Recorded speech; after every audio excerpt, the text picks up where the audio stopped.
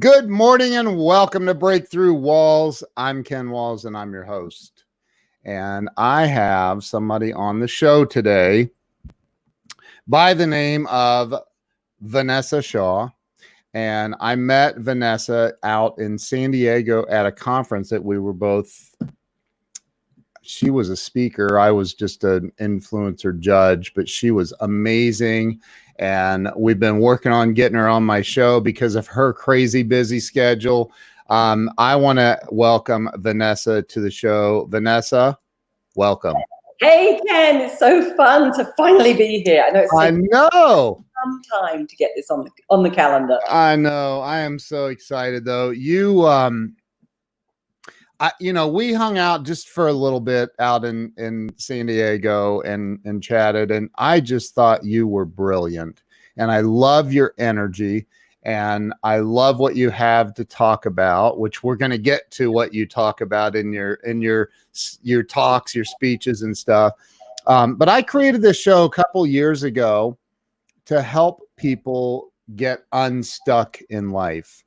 And I think that people get stuck and stay stuck. And I believe that we can heal each other by hearing each other's stories. So that's what this is about. So let's start with where you were born and raised. You kind of have a Southern draw a little bit. I know, right? Texas girl. There's always a funny story about that one, but we'll come back to that. So I was born in Kent, UK. Quite a few years ago. I grew up in the UK. That's the southeast, kind of like the Garden of England, it's known as. I was sharing with you before we went live as well. I've got 3 brothers. I'm the only daughter of 4 kids, 3 boys. No, they've never treated me like a princess because everyone. Oh, it must be wonderful to have 3 brothers. You must be so well looked after. Yeah, I've learned a lot about being teased, right? Yeah. Life. Yeah. So you grew. So I had a lady on the other day that is from the northern part of UK. Mm-hmm. She lives there still, and she said, "You can tell by my accent."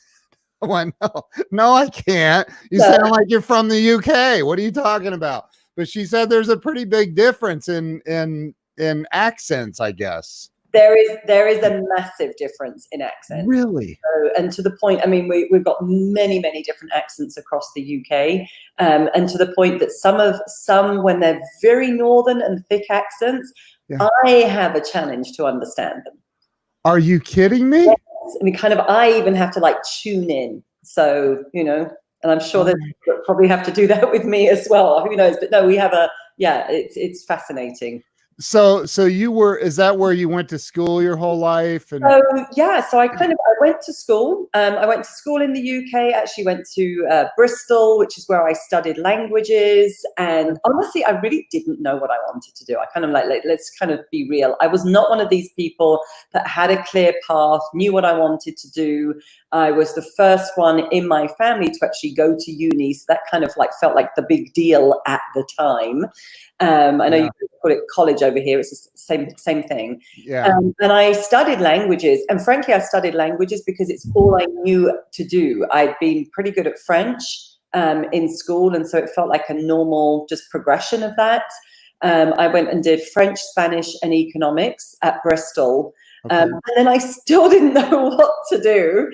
Wow. At one point, I was like, do I want to be an interpreter? I knew I didn't want to be a translator, which is kind of very, more heady and on paper and everything. Yeah. Interpreting is when you're kind of, interpreting, live conversations and kind of translating them at the same time. Yeah. And that was something I was intrigued with. But it's like, it really wasn't grabbing my attention enough. For French, you mean? It would have been for French or Spanish at that time. And I'd already had an experience because I'd studied languages. I had spent a year abroad. So my 3rd year of degree, I did a 4-year program. I had to spend 6 months in France and 6 months in Spain. And obviously I had to, my languages really improved during that time. I had to have kind of little part-time jobs and things and kind of, look after myself in the local culture. And that was really more than the languages, I think, is I got the bug for travel. It was just living in different cultures, living outside of my own country. Mm. I knew at that point that I was like, I don't see myself staying in the UK. Wow. And I had no idea. I'm probably at this point, I'm thinking like I'm 19, 20, something like that, probably 20. And I really distinctly remember that insight of, I just don't think I'm going to be staying in the UK. And honestly didn't know, though, again, what it would look like. I went to work in London after graduating for 6 months. My big brother has been like a real kind of big cheese. I mean, he'd probably go, don't say that about me, but he's been a big deal up in the city of London. And I, just had a lot of admiration for him and everything that he did, and watching him build his career. And I really thought I wanted to follow in his footsteps. He was kind of like the role model I was following. Yeah. To work in London for 6 months, and I was miserable. Really? I kind of got into an insurance company. Long story short, I was very unhappy. My brother was kind of trying to help mentor and coach me at the time because he could see that I was just like in too deep and I wasn't getting the help I needed internally. Was it in the same company? No, it was not. But Oh. the same kind of market that he was operating in. So he kind of knew a lot to be able to help me. And back then he'd kind of go, they're setting you up for failure here. Like, they're giving you the difficult accounts. They shouldn't be sending you out doing this stuff. And of course I was completely like, it's me. There's something wrong with me, right? Right. It's got to be me. And he's like, no. Like, you should be given a lot more guidance here. Anyway, long story short, I was approached through a company that had kind of got connections with the uni that I went to, and they were very interested in finding a candidate that had gone through my language program, because at the time it was considered a very modern way to learn languages. And we actually, we learned computer skills back then, like in the first days of having computers. And it's like, now it's totally normal, but we were considered like, the innovative ones. Right. And, ended up being contacted by a company that was had 2 positions to fill. One was in the south of England, and it was a marketing position. The second position was in Geneva, Switzerland, and it was actually to work for a UN organization. And I knew nothing about that world. And I just— You're like, I'm on the way. I'm on the way, right? All I remember thinking was that it was like, that desire that I had inside of me a couple of years earlier of I don't see myself living in the UK and I want out and I want an adventure. All of a sudden it was like, oh my God, like this is the opportunity. Wow. And they offered me a 3-month contract. I immediately handed in my notice, and it was like, I don't need anything more than that to go. It was just like, I just actually needed a ticket out of my misery because I was so miserable. Oh my gosh. A 3-month contract that was actually kicking off in like the January. This is going back to January 91 is actually when all of this happened. And I had never been to Geneva, Switzerland in my life. I knew nothing about this organization. And I told my boyfriend at the time, we'd been together all through kind of college. He was finishing up his degree. I was like, kind of, don't worry, I'll be back. Lord. Pursue, like, I just need to get this out of my system for a few months. And I drove from the UK to Switzerland in my English car. And for those people that don't understand how we kind of drive in England and Europe, this meant that I was doing everything back to front. The minute I got onto mainland Europe, everything's back to front. Like we drive in the States, but England we don't. So it was a wild experience. What do you mean back to front? Well, I don't know. We drive on the left-hand side of the road in the UK. Oh, and the rest of Europe doesn't? No. Oh. Yeah. I didn't know that. Yeah, exactly. You can tell I've never been there, right? Exactly. And it means that the steering wheel is on the other side of the car. Yeah, that I knew. Yeah, exactly. So it's like everything's the other way around. So how was that? I wonder how was that at first? Wild. And you're like, I'm gonna die. Yeah, no, I mean, there's actually funnier stories which I could, again, this is about like breakthroughs, right? Yeah, right. I'm not directionally challenged in life and business, I might add. It's kind of a skill that I've got. However, on roads and in space, I am definitely directionally challenged. Yeah. And there is a story of me trying to navigate at one point, you know, in fact, I was trying to get up to some mountains to go meet with one of my brothers who was there on a ski holiday. And he said, hey, come on over. And I just like looked at a map because you didn't have Google Maps back then. No, right. No. Thank goodness for GPS now. It's like saved my life. I know. But I kind of look at the map and think, yeah, I can take that shortcut and go through this small passage, and don't realize that I'm literally trying to go over mountain passes in the Alps. Oh my. Full of snow and like completely shut down. In an English car, you said? Oh And those are a little bit smaller, right? They're my gosh, this car was tiny. I mean, it was probably a little bit bigger than like a Mini Cooper. I mean, it was tiny. I was still in my car, and again, my brother was almost ready to send out, because we didn't have cell phones or anything. Like, I think he was almost ready to like go, oh gosh, like we need to get some, like bring some people in to find my sister who's lost. I ended up arriving something like 8 hours off. Oh my Lord, have mercy! Lost in the Swiss Alps. Lost in the Swiss Alps. Oh, Yeah, Lord. I mean, that is a true story that my husband still likes to tell people about. Vanessa's. Anyway, we digress. Adventures in the Swiss Alps. Adventures in the Swiss Alps in an English car, not being able to read a map, directionally challenged. It's like, don't like. I'd be a really bad tour guide. It's not my thing. So anyway, I do land in Switzerland. There's quite actually an interesting story around this as well. Is I land in Switzerland, go to work. It's a very different environment. It's, working in the UN, massive organizations, but, it's massive bureaucracy as well. And I've been used to working in business in London in in a very dynamic market, and having a lot of help and secretaries and other people to kind of help me do things. And all of a sudden I find myself in this very kind of foreign environment, not knowing really what to do, very little guidance, and actually finding out that I had been really recruited illegally.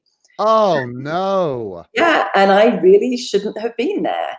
Now, I had just been so keen to like get out of my situation that I hadn't sort of said like, well, where's a contract? And I'd just done everything on a verbal promise. And oh my gosh. the kind of like, I'll figure this, well, this will be fine. I'll figure this out. And I get there, and the gentleman that had recruited me, he had gone outside of the system. He was obviously a bit of a rule breaker and was like, I want what I want. And basically his plan was to present me as a fait accompli, and just kind What's that? Oh, sorry, like she's here now. Oh. Like, let's just, like she's here now. Let's just do the paperwork and move on, right? Oh my gosh. And the organization was like, oh no, we're going to make an example of you, mister, because this isn't the way you should do it. But of course, I was the one that got caught in the middle.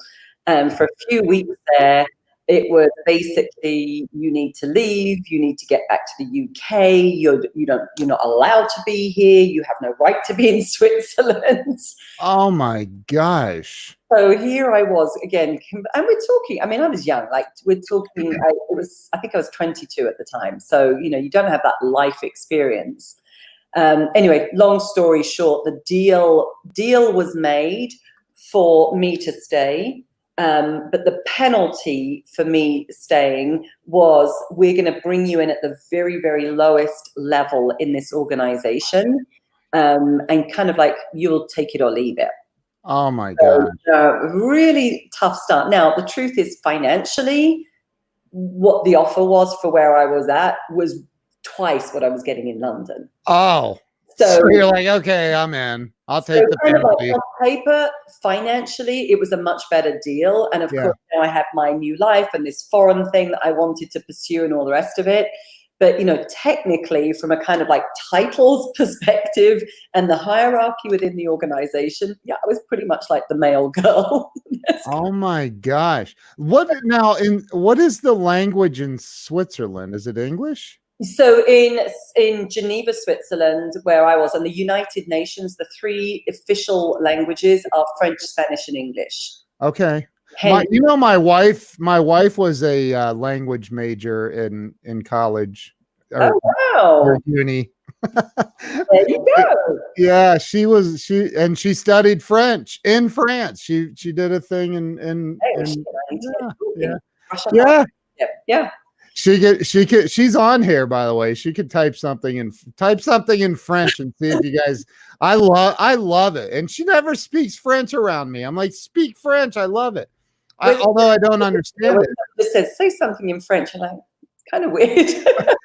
I know. Anyway, Yeah. so, long story short is I ended up staying. That 3-month contract got extended. I ended up staying. I did switch around, different positions, kind of made my way slowly up through some of the grades and broke through some of that bureaucracy. Yeah.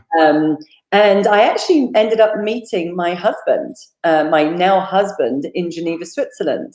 Really? So we are about to, actually next month, we are about to celebrate 25 years of being married. And both of our kids, Will and Olivia, were then both born in Switzerland. So they grew up there. They went to schools there. They were, bilingual. I think both of them kind of lost a lot of their French right now that we live in the States. Wow. And, I had this whole other kind of life of actually being a stay-at-home mum. We decided that, Robert's career was really taking off. He was working globally, traveling a lot. Again, I wasn't happy, Ken, in what I was doing. Yes, the pay was good, but I was very, very unfulfilled.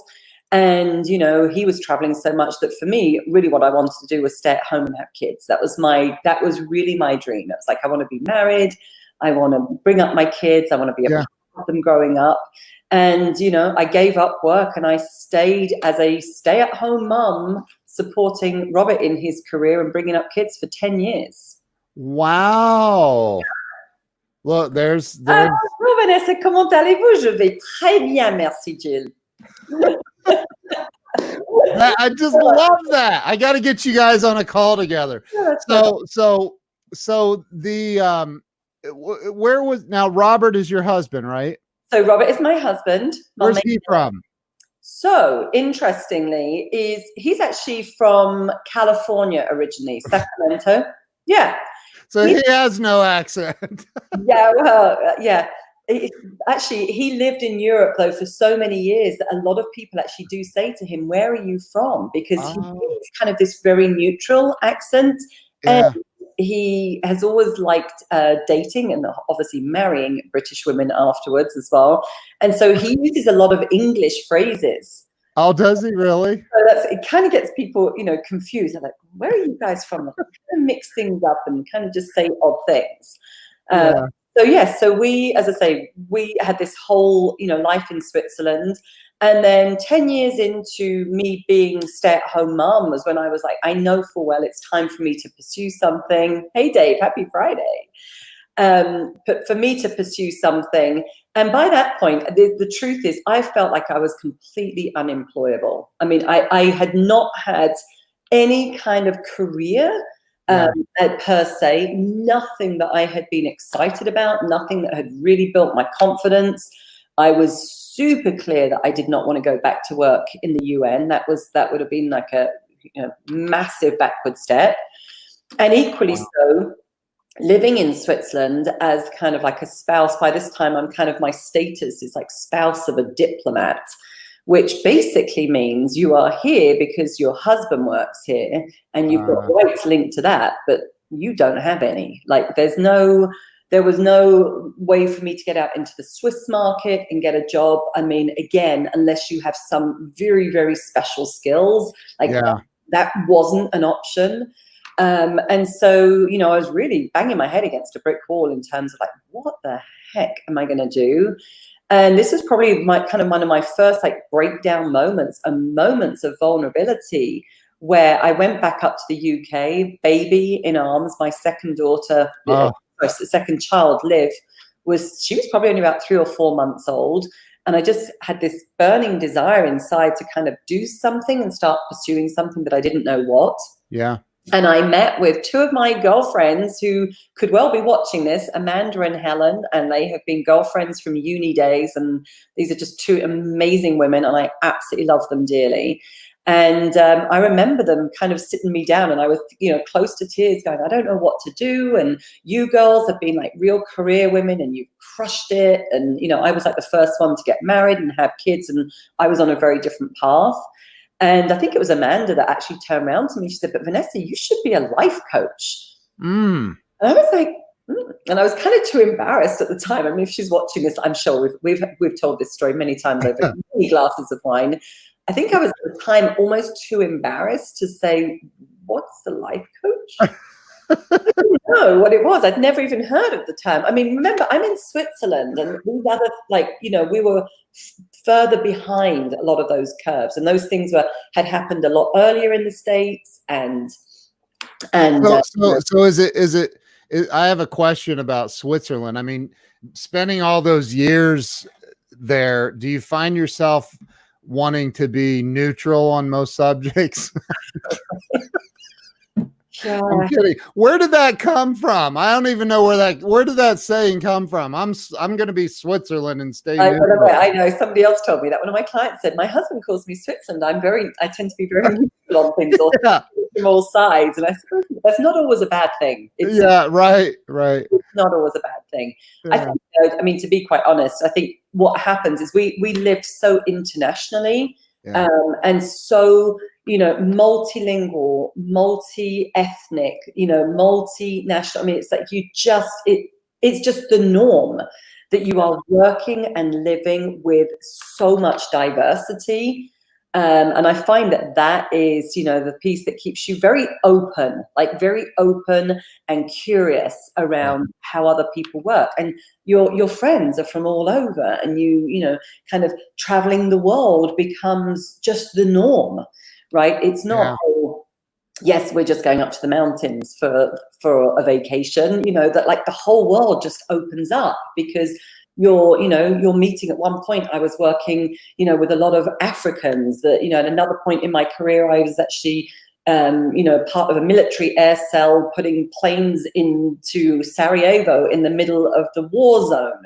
At another point, I was working with South Americans and refugees, so, and then contacts with Asia. So I think, again, it's for me, I loved that experience, and probably it's one of the things that I really miss is that level of kind of cultural diversity, and Swiss cowbells. That's the other thing. Yeah. I miss. Really well, for the record, you're the only person that I've ever known in my entire life that worked at the UN. So there you go. Little claim to fame. That's kind of cool. I don't know anybody else that's ever been to the UN, let alone work there. So that's pretty cool.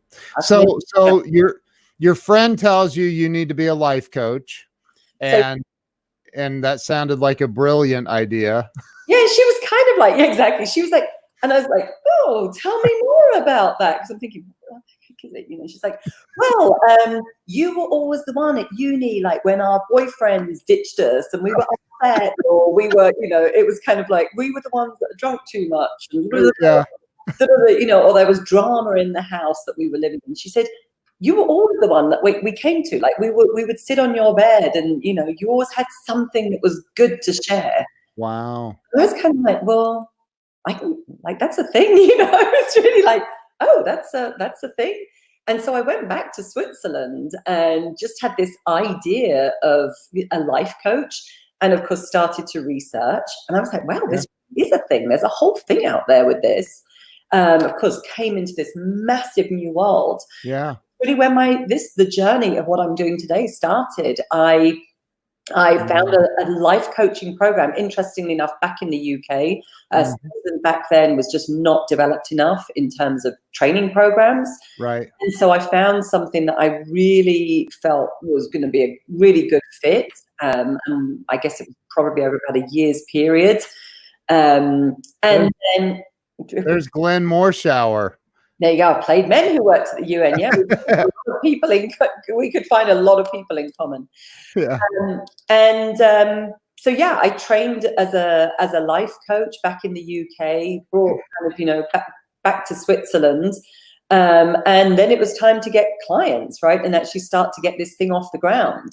So I, announced to people that I was setting up my own business. Actually, in the early days, kind of like to fund me actually even paying for my life coaching program, because it was a significant chunk of cash back then. Yeah. And I didn't want to ask Robert for the money. This is, totally true story, because I didn't know if that was truly my thing, especially since I hadn't had a lot of success career-wise before in my own mind. Yeah. And so I was very clear on, I'm going to fund this for myself. And so I actually started working kind of unofficially as a weight loss consultant. It was one of the things I knew how to do. I knew a lot of, just kind of natural knowledge about keeping in shape and losing pounds after having babies.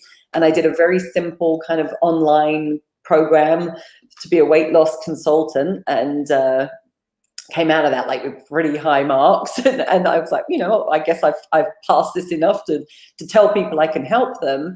And that was how I funded my life coaching program, by just saying to women, hey, I can help you lose weight.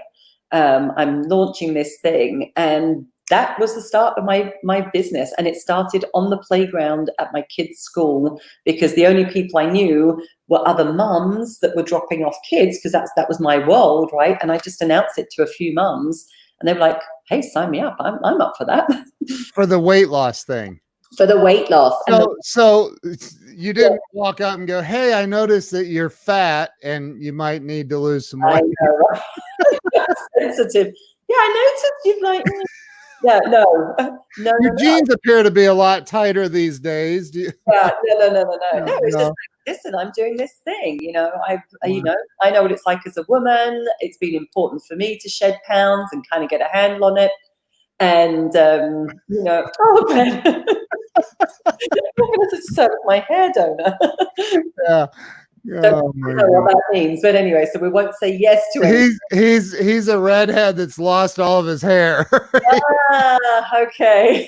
Glenn is the guy that played on 24 that I was telling you about before the show. Oh, okay, Glenn. Yeah, you and I were supposed to connect apparently. So yeah, good to see you here.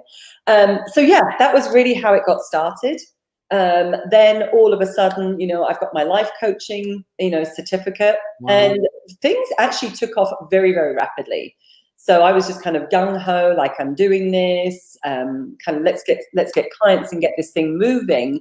And one of my weight loss clients I was working with happened to be at her house one morning, doing a session, and her husband was kind of overhearing conversations and said to me, hey, I kind of love your energy, love your passion, hear that, the work that you've been doing with my wife, would you be up for working with me for a bit? And he wasn't in bad shape at all. I was kind of like, what do you want to work on? He's like, well, I've got a very stressful job and I travel a lot and I just want to make sure I'm keeping things in check. And, would you be up for that? So of course it's like, ding, ding, ding, like there's opportunity, something new. And I was like, yeah, sure. Like, let's chat and put something together.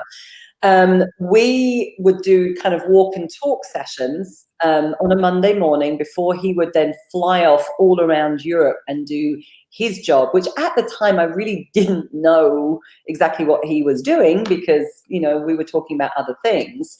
And kind of probably about 6 months into these walk and talk sessions, he says to me, listen, I think I've got a whole load of people in the organization that really need to know about you. And I want to bring you in.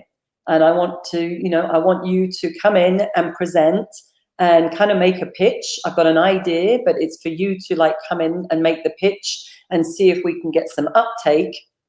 And, this could be an internal coaching program. At which point I actually kind of went, not ready. You must have the wrong person. Don't you know I'm a housewife and I don't really do this? Did you say that? No, this was my whole internal dialogue. Yeah, right.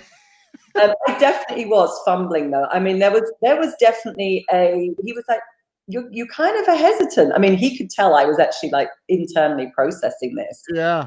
And he was like, well, were you still in Switzerland at this point? I was in Switzerland. Yes. Now, were you going, because you said this was back like it wasn't before the internet, right? So now we are, we are now, no, we are now around 2006, something like Okay. that. Okay. So the Yeah. internet was still fairly young. Oh, yeah. I mean, it was. I mean, we didn't have all of those, I mean, all of the tools that we have now. Right, right, I barely had a cell phone, or if I did, right. a brick, Yeah, I remember. So yeah, cut a long story short, I mean, he said, well, you can either come in now or here. There was like 6 months apart. And I was like, I think I need to come in sooner and do this presentation because Yeah. otherwise I'm going to procrastinate so much. Yeah. And the deal was I flew up to London and was presenting to a group of, probably about 50 partners in a major law firm. Oh, And wow. it was really a big deal. To say I was terrified is really the understatement of the year. I still to this day don't know how I got through that without Wow. throwing up and running out the room. I had to put together a PowerPoint presentation. I had never done something like that in my life. I didn't even know how clickers worked. I mean, the technology. Wow. My husband, bless his heart, I mean, he had to coach me and kind of put together a PowerPoint. And by the way, still does a lot of my presentations to this day. Does he? Not my thing. That's awesome. In terms of slides and everything, Yeah. does a Go, Robert. Go, Robert. Yeah. And basically, from there, I landed, a really nice retainer. I mean, I pitched a pilot program for an internal coaching program. And back then it was all about peak performance. And it was about keeping, the top executives, the top partners in that law firm in great shape. And that did mean, physically, it was, a lot of them were dealing with a lot of stress. They were putting on weight, not eating well, perhaps drinking too much, not sleeping well, traveling too much. So a lot of it was kind of based on health and well-being, which was really my big thing back in those days. I mean, health and well-being was really what I was, developing. So was that the main part of your life coaching program? Also, it was going to be, yes, because we had gone through this door of weight loss, and now we were getting into more well-being and with women, kind of self-esteem and confidence and kind of all of those things around that. Yeah. And then on the weight loss side, back in Switzerland, I'd met another woman, an English GP, again, delightful woman, who wasn't able to get her license at the time to practice medicine in Switzerland because they just had these, tight quotas, and basically she just couldn't practice. So she was looking for another way to work.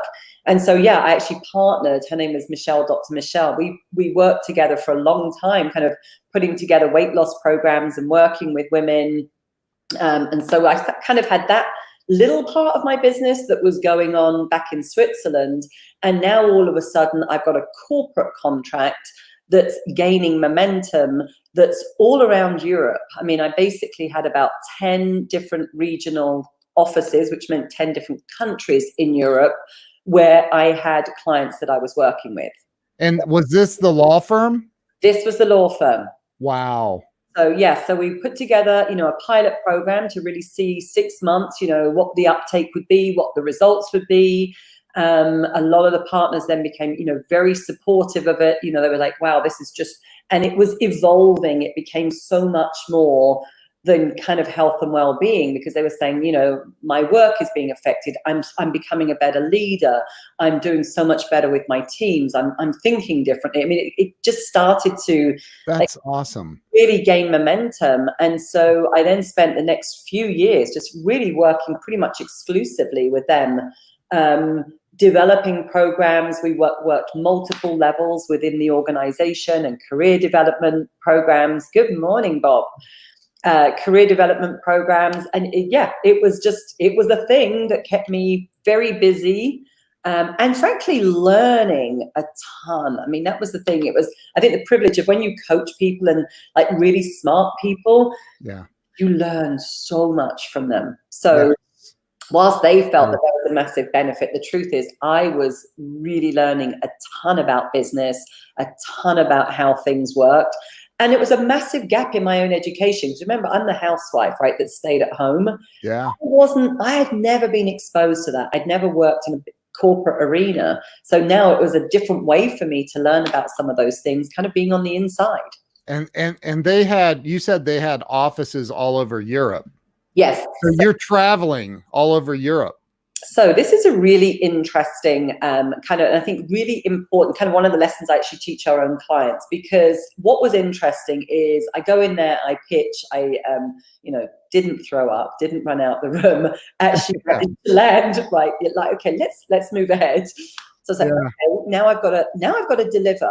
And the next part of that was, well, now I've actually got to negotiate my terms, right? And and I'm working with a major law firm. It's like, oh, I hadn't thought of all those next steps. Yeah. So I hire myself an attorney back in Switzerland because I'm like, I need to have my act together here, right? You're not going to wing this on the back of a napkin, right? With a major company, right? And then it was about presenting my terms, and there were two things that were really bothering me. What the heck do I charge for this? Number one. Right? Yeah. What the heck do I charge? Like, I've got to go in and negotiate here, major organization. Like, what do I want? What do I really believe this is worth?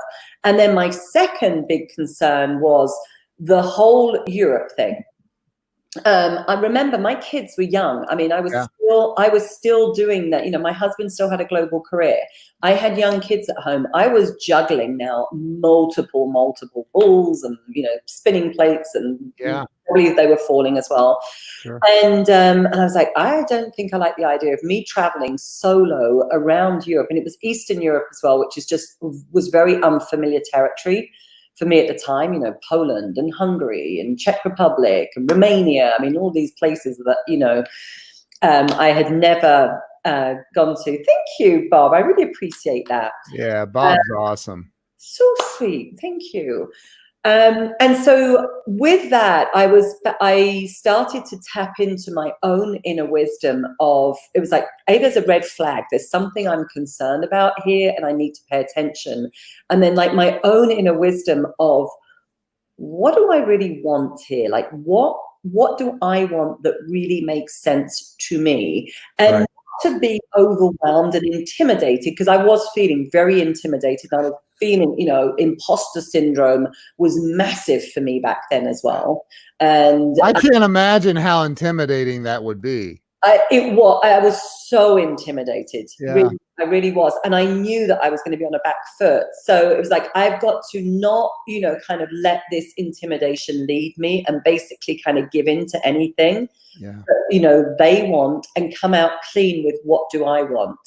And I'd done a little bit of research, through endeavors that they'd had in their organization before, and had discovered that they'd had coach. I wasn't the first coach. I love that imposter syndrome.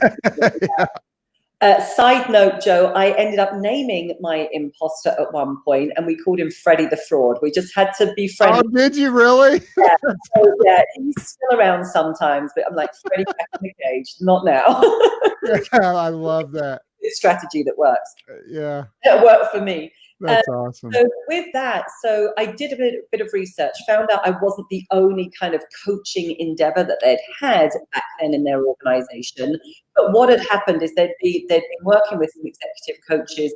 They would have flown in the coach to be in wherever, Poland, blah, blah, blah, right? Yeah. And then the attorney, lawyer, we would call them back in Europe, would get really busy on a case or an emergency, and all of a sudden there's an executive coach like waiting in the hallway to go in and do their thing or their workshop or their sessions, and they would be like, there's no way, we can't speak with you today, like we've got to jump, there's a massive thing on the table. Oh geez. Ooh, this really is not sounding attractive now, because the last thing I want to do is A, travel on my own, be in strange places, think I'm going there to work. And they were literally then almost having to hire people to give them like a tour around the city for the day before they were getting them on a plane back to where they needed to go to. I was like, this doesn't make sense. Wow. So with that, I came up with let's think of a different way that we can make this work that really is a win-win. And I was like, they need flexibility in scheduling coaching sessions. They need to have that level of flexibility. I can provide that level of flexibility if I can coach from my home base, but not traveling. And I was like, if they end up having to, reschedule, make changes last minute, and I'm basically working from home, well, so be it, right? I can do something else. Right. And so I ended up pitching the pitch that I put together. The proposal that I put together was like, let's solve that problem for you. Let's do this in a way that I can easily really serve those regional offices, like London to Eastern Europe, and proposed a virtual coaching program. And I do believe, whilst I have no real evidence to support this, of course, and my own anecdotal experience of it, I believe that I probably put together the first major coaching program inside a law firm.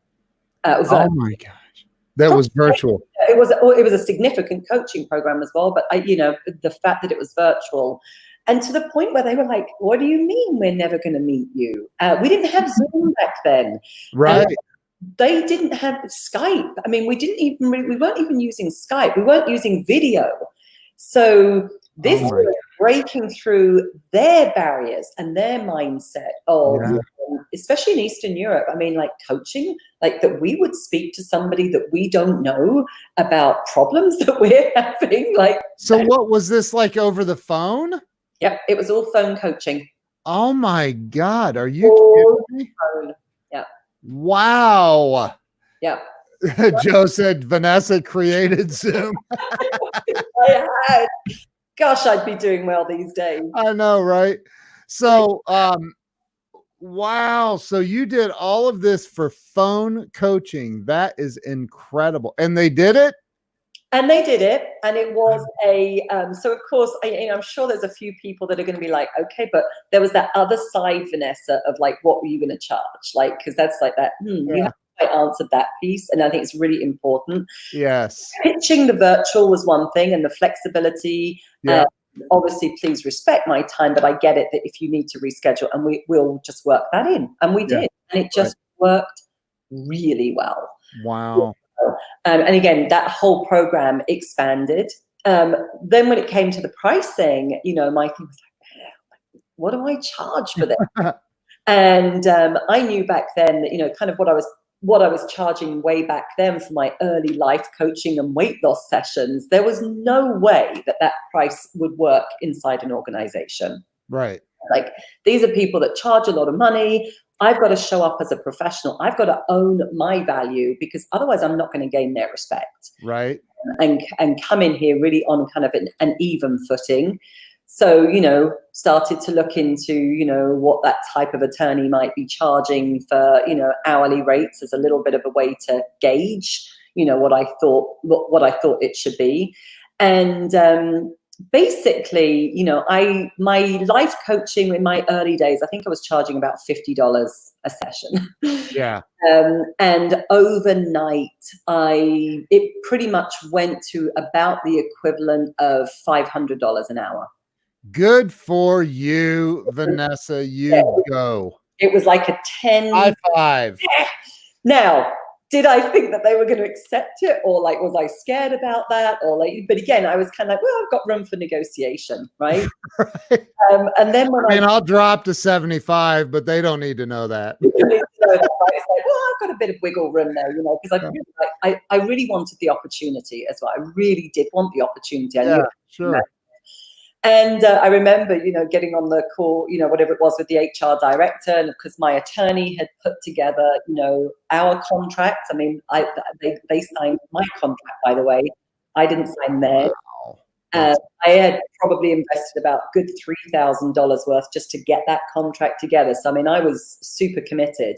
Wow. And when I remember getting the phone call, and basically he was like, so, okay, let me just understand this. So you're going to be available for this amount of hours per month for us. You want a retainer to make sure that you stay available, because that's what attorneys do, right? Yep. And you can do this all virtually with all of our offices. So that one we've got covered. And it's, whatever the fee was at the time. And He goes, okay, great, we'll sign it and get it back to you. Oh my God. How drunk did you get that night? Oh, seriously. No, it was one of those. My husband always remembers the phone call because and it was one of those ones where I was like, I hope I put the phone down properly before I made the next call, because I was like shrieking. It was one of those calls, like, oh my God, oh my God, oh my God. It happened. Oh, wow. That's really, like the background. Now, again, kind of like breaking through walls, because I think, I want to keep sort of the honesty going there, as well as like what was kind of going on for me at that time. Yeah. That was, my whole journey around that was about breaking through imposter syndrome. Yes. Really was massive for me. And I would love to say that it was, did a little cute 6-week program, and I solved that and put that little demon in its closet. No. Wow. It went on. I really didn't know what imposter syndrome was, but I just knew that I felt so uncomfortable for a very long time. And it meant that I was, that kind of like, I don't feel good enough. I don't feel smart enough. Not feeling smart enough was massive, because here I was, a woman that had been a stay-at-home mom, that in my mind, I'd never had a big career. Right. And I am working with very, very smart people that don't stand for BS. There's no fluff, right? It's like, we're going to be straight talking here, and we want results. Thank you, Robert. We want results. We want outcomes. We want, there were terms like, ROI and value. And I'm like, what the heck is ROI? Let me look that up in my dictionary of terms. Oh my God. So this massive, massive learning curve. And Ken, again, I really do remember thinking for a long time, I used to sit in my office because nobody could see, but like my office behind me had tons of books. I was almost like the doctor, like you go into a doctor's office and they've often lots of books that they're looking up, weird diseases and medicines and things like that. Right. I felt like I was like that in my life, in my coaching practice, because I had all of these books that were like my reference books that I would double check myself in, and like and learn a little something, like they'd mention something and I was kind of, double checking myself. Now, at the time I was interpreting that as, oh my gosh, I'm not good enough and I need all these books. Years later, I realized what a smart, you were being smart, Vanessa. Yes. You were like proactively not giving into this doubt. You were studying, you were, building on your, knowledge and everything as rapidly. I mean, the amount of books that I went through. I then also retrained as a kind of advanced level executive coach, because as that took off, I was just into territory now that was leadership and board level. And it was like, okay, I need to, like, the skills that I need are way deeper and way higher. I spent 18 months in an advanced executive coaching program, actually with other CEOs, ironically enough, kind of retraining as coaches. And later went on to even train up coaches, part of a faculty program. And that whole imposter syndrome, it was really interesting how, and I love to share this story, like that thing that you fear the most is the thing that we have to be like really staring it in the eyes. And I just was so doubting my value. That word value, right? Yeah. Just kept coming up for me. And it was a massive trigger. Am I giving enough value? And I would have all these doubts around it. Yep. And one day I was meeting with a new potential client inside the law firm, and he was a very outspoken gentleman. And I always remember he was very tall and incredibly intimidating. He was definitely like 6'7". I mean, he really was. He was a big guy. So there was the height and everything of him that was just intimidating, and this big, deep voice and everything. And of course, that fear is going to kind of like really, show up in a negative way. And we were talking about working together, and he literally turned around and like looked me straight in the face and said, you know what, Vanessa, I just don't know. I just really don't know what value you could bring to the table here. Wow. He said it to me. And I was like, oh, ouch. oh. ow. Ouch. And it was, literally straight in my face. And at that point, I mean, Did you cry? I didn't. This was my moment. I This was love that it. breakthrough moment because I was working with coaches. I've always had my own coaches and team of people supporting me. And I was doing a lot of personal development. And of course, I've been working, like we named Freddie Yeah. fraud because I was doing personal development with other people. I got this whole value thing had been. And in that moment, you were like, "Get the hell out of here, Freddie." I totally was. I was like, Freddie, not now. Like, not now. And I also knew that, like, the person that asks the questions leads. Right. It's like, I'm the coach. Lead. Like, don't be intimidated. Take back control because this is a power play. And I said, you know what? You're quite right. I don't know what value I can bring to you. Tell me what you want. What would be most valuable for you? Oh, that's And awesome. in silence. And he was just like, Wow. talking and opening up and and actually became just like, one of my, no longer, intimidated by him, an amazing client, but like he was my gift. Like, thank you, thank you. Wow. Yeah. That was a huge breakthrough, though. That's awesome. Massive. I love that. I love the fact that you can so vividly recall that moment too. That's so because I would have said, I was actually sitting here wondering the same thing about you. Yeah. Yeah. Remember, he was like 6'8". Yeah, I'm kidding. But so you wow, so that's where things really started taking off for you. So yeah, I think that was my like real personal, that was like Yeah. the personal breakthrough. And it's like, I'm no longer the stay-at-home mom. Well, kind of actually, no, there's another part to this story because actually there was kind of like where the stay-at-home mom actually showed up again later on. But it was a massive breakthrough for me, and I was really showing up differently. Then what happened next in this story is, long story short, the contract fizzled out as like everything. I'd had a ton of things. It was great. It was time for change. In all honesty, I remember like I was kind of getting bored. I was ready for something new. I was sort of like, do I really want to be doing this forever? I felt like all of a sudden I'd become this very well-paid coach consultant with one major client. And I really, really was at that point working with one major client. And I was like, I don't know, like, there was that niggling side, and I couldn't get the clarity for myself and kind of really think about the direction I wanted to switch. Plus, I started to tell myself this crazy story that, oh my gosh, like, I don't know if I could ever replicate this type of success. Like, there were so many things that came into play. This has been a good run. Was this my lucky break? And like, it's never going to be this good again. There was all these kind of like weird stories that I was telling myself. Yeah. And contract came to an end, and I was given, I want to be super honest about this. I was given notice that was happening. I was not right. I was given notice. And plenty of. How were you given notice? Oh, there were numerous conversations, and then there was a formal letter. And it wasn't anything that I'd done or not done. It was just like things were shifting. Yeah. They were looking at making major changes in the organization and doing things differently.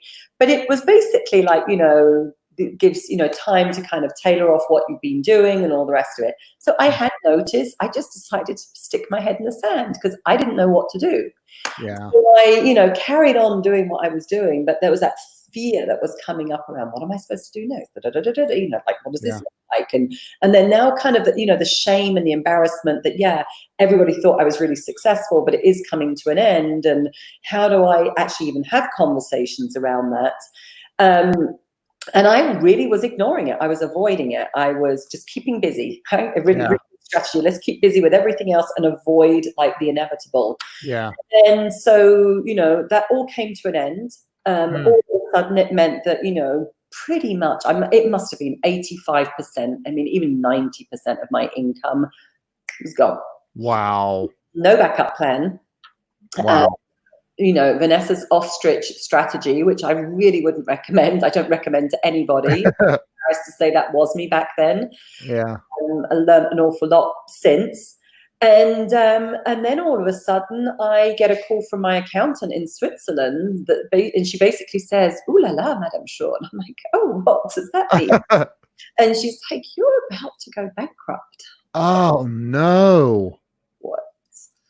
She's like, "Have you like looked at the numbers? Have you like been, you know, keeping an eye on what's going on here? And like things have dried up, and you know." And I was like, "Okay, what the heck does this even mean?" Right? Wow. And so when I talk about the head in the sand, which has been like the next iteration of business, and what I'm kind of so passionate about is the shame, right? The shame, the embarrassment, the guilt. Yeah. How could I have done this? How could I, you know, put my family, you know, like start to take these kinds of risks?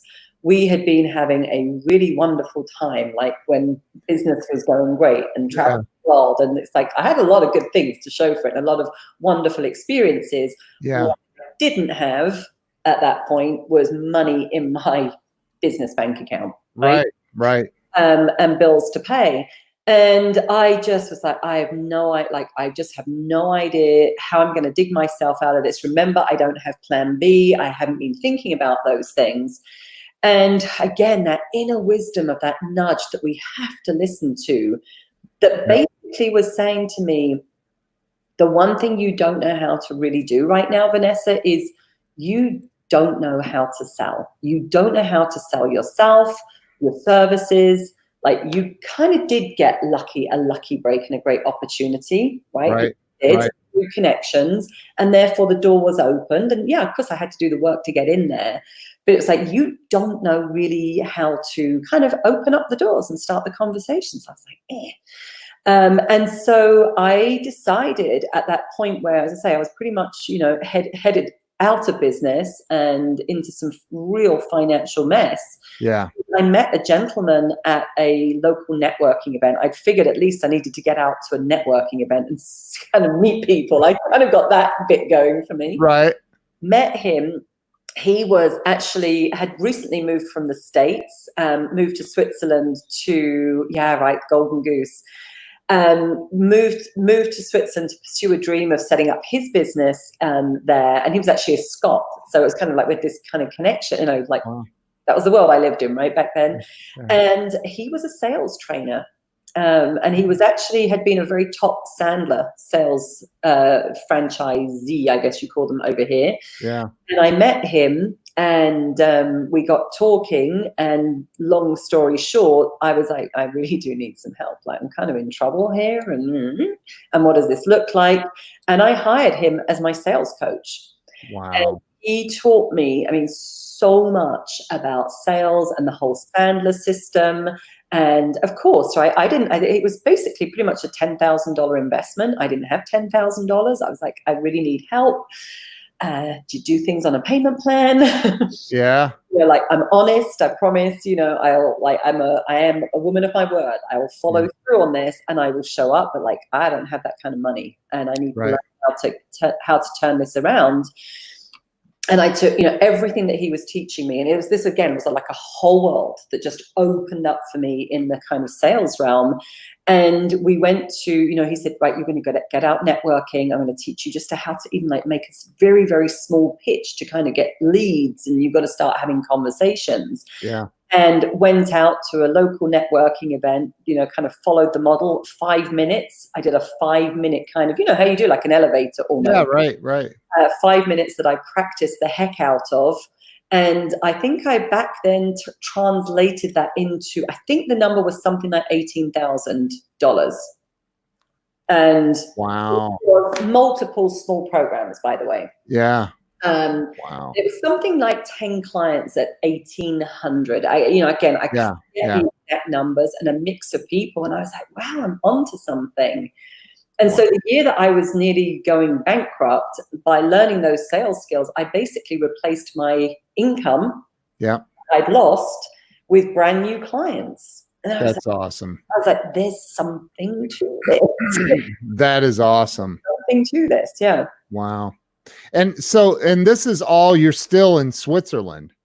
So yeah, so now do you realize we've been on here an hour and we're not even to where you live now? So, you know, I just want to thank you because it's actually so much fun, kind of like just recounting. Yeah, and I'm loving it. Going through all the steps of this. I'm loving this. Everybody watching is loving it too. So I do hope so. So yeah. I'm still in Switzerland. I have rebuilt the business. And this is kind of where things start to get really freaking out. Now, I'm doing a lot of work on myself. I've been in coaching for a long time. Like, that's my world. I geek out on personal development and self-awareness and all of those good things. I was also an emotional intelligence kind of expert and stress management and everything. That was really my gig. Thank you, Jill. I hope it's interesting and helpful. Oh, look, the people are loving this. Your story is so awesome. No, I really, again, and it's a very true story. It really is.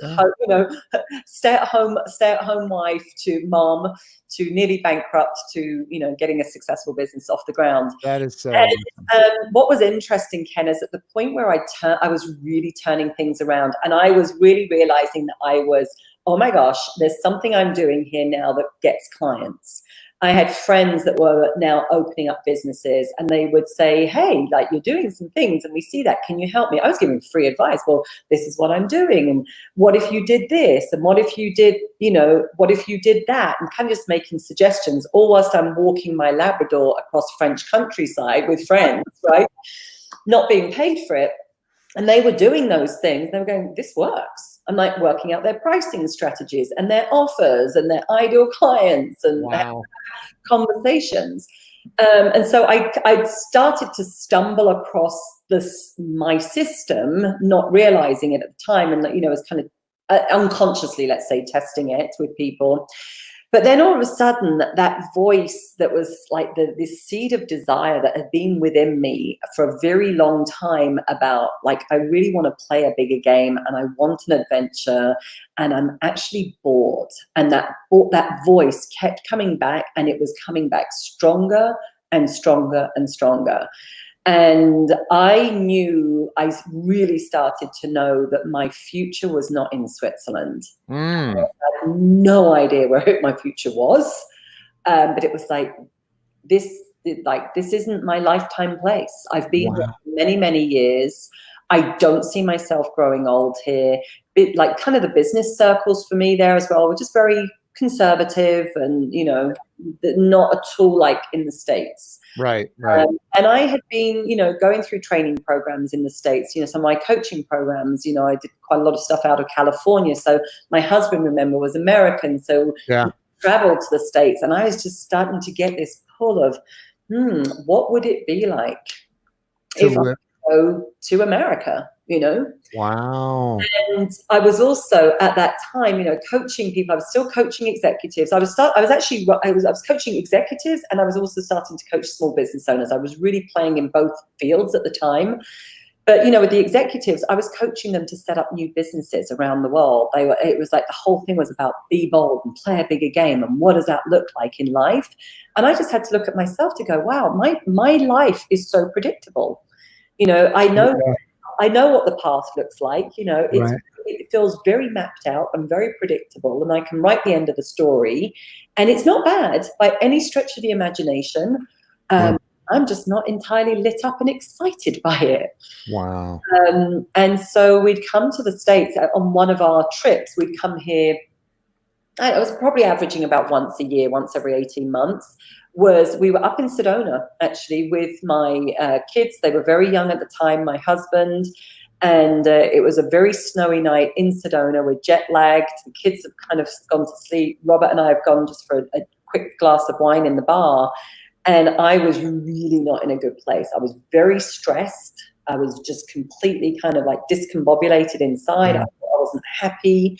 And this was my moment of kind of saying to him, if it weren't for you and Switzerland and your career, I know I wouldn't want to be here anymore, or there, because now I'm in Sedona. Yeah. In that conversation.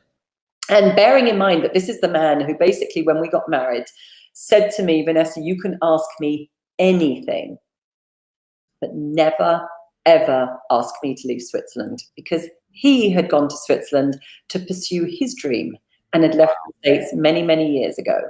And that was his dream. Right. Ooh. How am I going to get myself out of this one?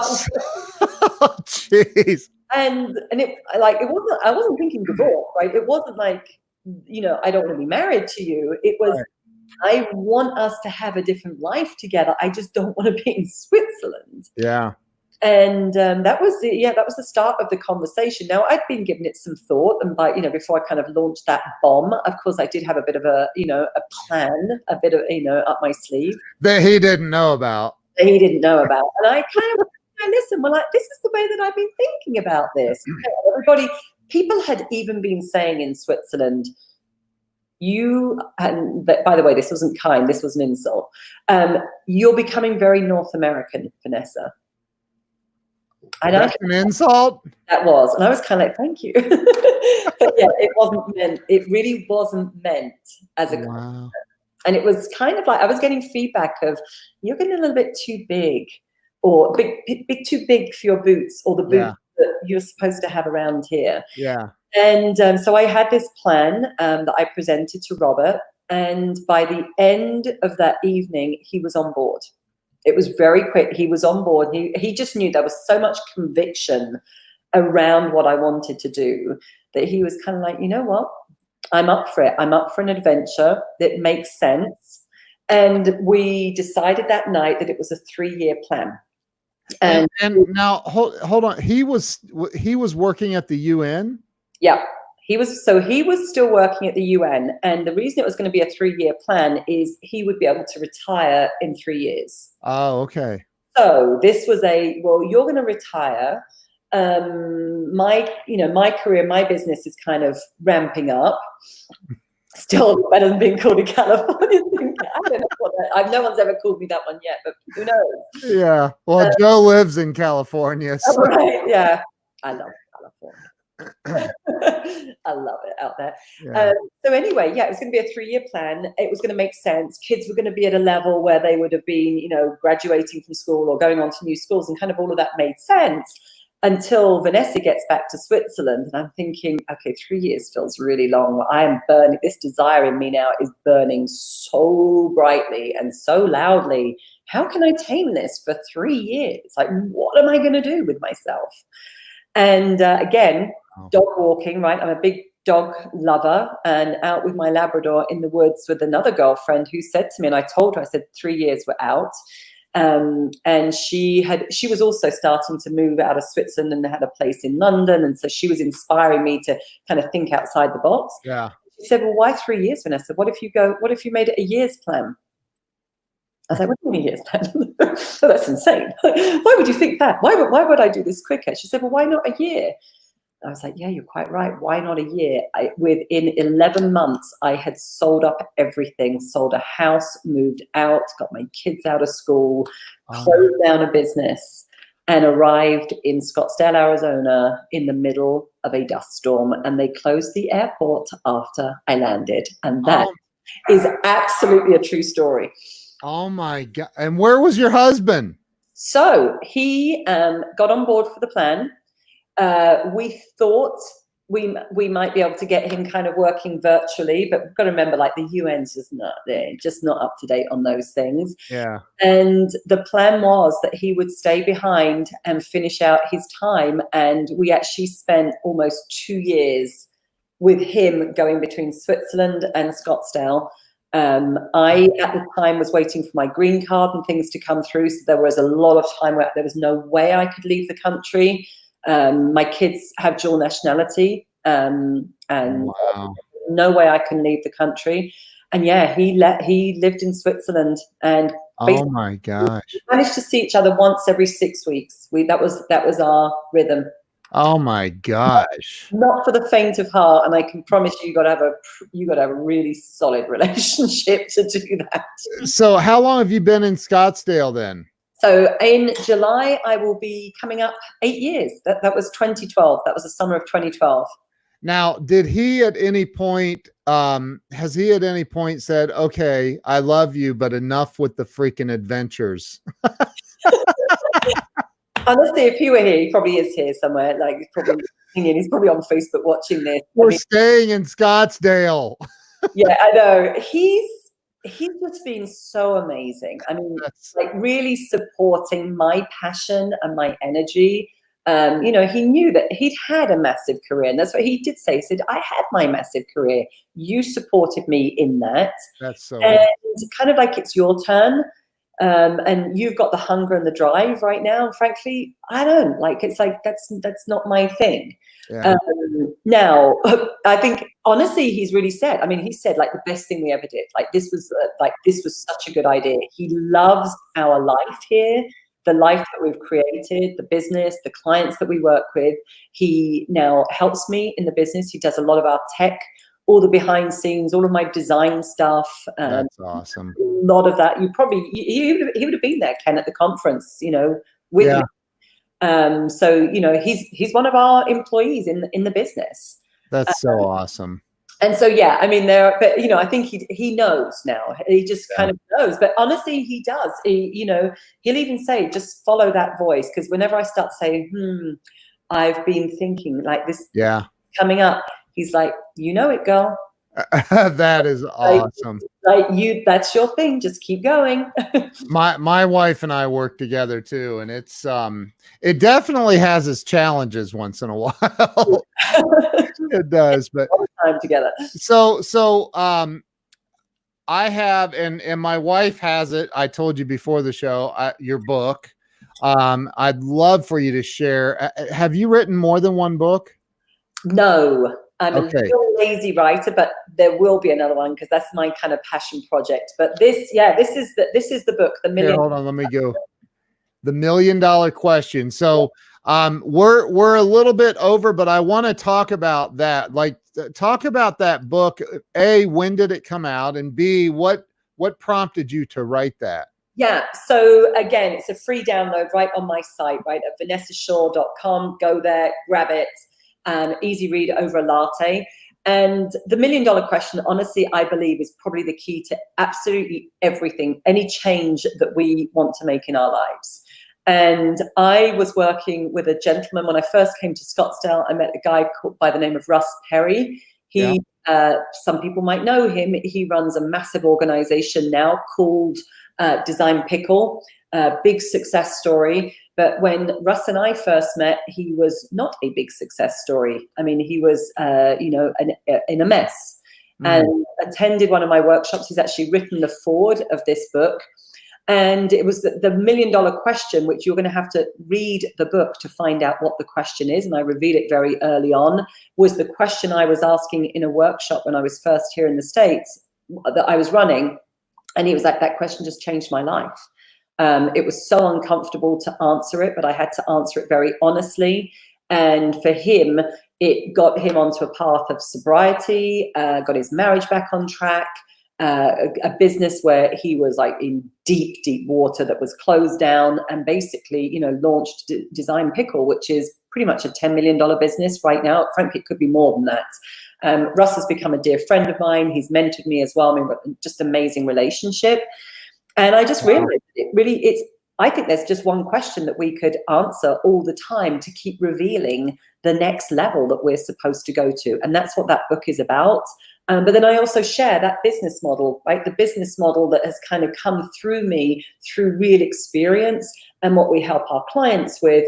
I then kind of, you know, it's like how you can apply that to our business model and start to look at like the 9 growth accelerators that everybody needs to be paying attention to in their business. So we're not telling you that. I know the question, but we're not going to tell everybody. You have to go down. It's a free download. It's a free download. And honestly, answering it honestly will change your life. I have so many people that actually reach out to me privately, and they'll say, you have no idea that question, you know, and they'll tell me, you know, things have massively shifted. This freed me up. This changed my life. I mean, it is really important. So, the theme of this show is helping people break through something that they may be stuck in at the moment. And that book actually would, and look at that, Cindy already downloaded it. Way to go. You go, girl. Go. Wait, action taker. I know, right? That's awesome. Take action. Love them. So I do have a question though. I have two more questions before we end this. And one is, and let me say, I do this quite often. I'll preface it with the number one answer over hundreds of interviews has been fear. Just so you know. Mm-hmm. So you have to do better than that. Okay. I'm just kidding. So, what, in your opinion, what do you think keeps people stuck in life? I'm going to expand on it. I don't think it's fear per se. I love that answer already. Two sides to it. I think to be more granular on that, fear is just such a big thing. And when we really tap into it, I mean, I've really spoken to our clients a lot when they are holding themselves back. It's the fear of disappointment. It's that we can play safe and stay stuck when we basically kind of say, you know what, I'm not going to set myself big goals. I'm not going to declare my dreams, because what if I fail? What if I don't achieve them? What if I fall short of them? What if I'm just not up for it? What if I discover something about myself? And I think the fear of disappointment is one of those emotions that we have all had really tough experiences with. My scripting around actually disappointment growing up was all about kind of like, Vanessa, stop being so ambitious. Don't set the bar so high. You might be disappointed. And it was kind of a protective mechanism. And I think we've all had those experiences, and we remember it. So it's kind of like, well, we can play it safe, right? And keep ourselves, under the radar. Yeah. I'd say, Ken, linked to that is then the fear of judgment. From others. So I think the two go so closely hand in hand. Yeah. But what will others say? What will others think? When I was pursuing my dream of coming to the States, husband staying behind, making the move with kids at that time, a lot of people that had a lot of opinions to share that I was insane. Why are you doing this? Why do you think we care so much about what other people think? And I preach it too, like, stop giving a crap. But at the end of the day, I still care. Cool. I mean, if I didn't care, I would have came in with my hair all just out of bed or whatever. And, obviously we care. Why? Why are we so incessant about what other people think? Well, I think a lot of it is training as well. Thank you, Joe. A lot of it is, this is so good, Freddie. He said, "Sign Freddie." Freddie's here, like, he's back. He's back. Yeah. It's so important, right? Love and connection is how we survive. So I think at a much, much deeper level, that judgment and that criticism threatens that for us. And we've been taught to belong, and a lot of us have, been kind of taught that we need approval from other people, and we need to kind of know what other people think in order to move ahead. And most of us, I know this has been a massive part of my journey, we haven't been taught to go within, right, and look for the guidance inside here in our hearts and in our souls. We're being taught to look outside. And I think that's where, especially when we're in the early stages of making changes and we're in a much more vulnerable place and we're not certain for ourselves, that uncertainty often shows up in the external environment as criticism and judgment from other people. Wow. I almost like to see it's like, Ken, it's like almost those voices that are going to say, "So, Vanessa, are you really up for this?" Yeah. So, I've told this story a couple of times. I had an employee walk in one day and say, "Hey boss, there's there's some dude out in the parking lot looking in the windows of your SUV. And I said, well, go out there and this is a bigger dude telling me this. I said, go out there and tell him to get the hell out of here. And he said, well, I would, but he's blocking it with his tow truck. I go, oh God, he's from the bank. He was there to repo my car. And so, you know, I think that a lot of, and that was a horrible day, by the way, because I could not talk him out of it. But you know, I think there's a lot of people, especially right now, there are a lot of people that are living in so much uncertainty right now. Like there's just so much uncertainty. And, you know, for the person that's struggling to buy food, that doesn't know, you know, maybe they've been a bartender or a server, or they don't know how to make money online, or they don't, what would you say to somebody if they called you right now and said, I'm barely hanging on to life right now? Because I think there are a lot of people like that. What would you say? Oh, I know. It's such a tough question, right? And it really is. I think, you know, probably one thing I would honestly say is kind of like, this is a place to like swallow pride and like, who could you reach out to that might be able to help? Right? Because there are lots of people in the world that actually do want to help. And oftentimes we just don't want to ask for it, right? Again, from that fear of judgment. Yep. And a lot of us have scriptings around, you know, stories that it's weak to ask for help. I should be able to figure this out for myself. Yes. I just go, that's such a load of, you know, rubbish, as an English expression. Right. Yeah. So I think that would be my first place. And I would not be the first one to kind of go, oh, let's look at what you know, talents and all the rest of it. And like, let's turn this into an online business. I mean, many people aren't supposed to be doing that, right? Right. And figuring out in a very practical way how to get basic needs met are fundamental skills that people need help with. Yeah.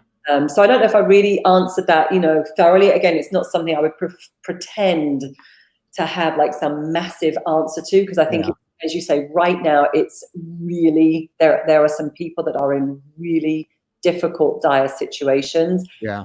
And perhaps, as I say, there are some family members, neighbors, friends, you know, other people that would just willingly go, oh my gosh, I had no idea that you are struggling with this right now. Like, here's how I could help you. Because I think I always come from the place that I do think most people have got good hearts, intentions, and we would love to give a helping hand to a fellow neighbor and citizen.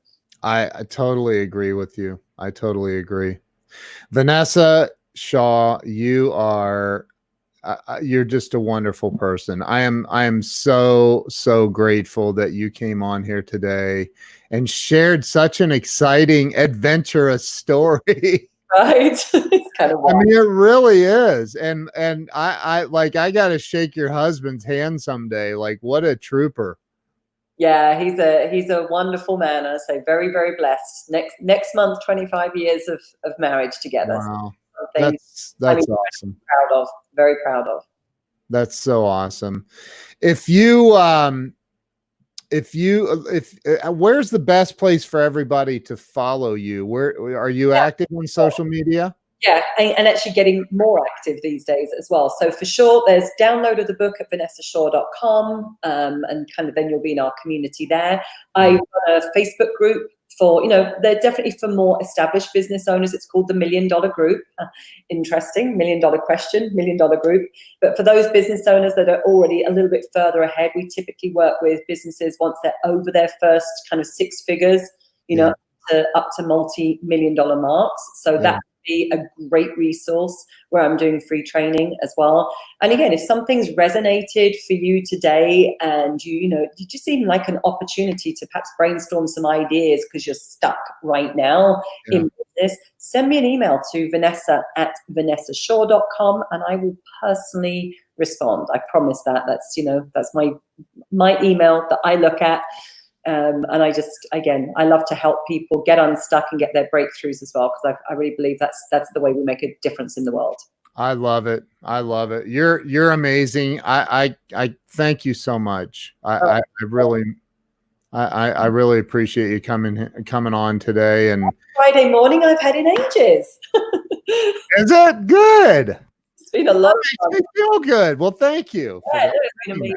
Thank you. Yeah, so don't hang up on me, but I am going to end the live stream. I want to say thank you to everyone who's commented, and there's been some wonderful comments, and a lot of people shared this out. So thank you all for that. And my wife is saying thank you as well. Everybody's saying thank you. So thank you so much. I appreciate you taking the time to come on here, and we will see you all later. Thank you, Vanessa. Bye-bye. Bye-bye.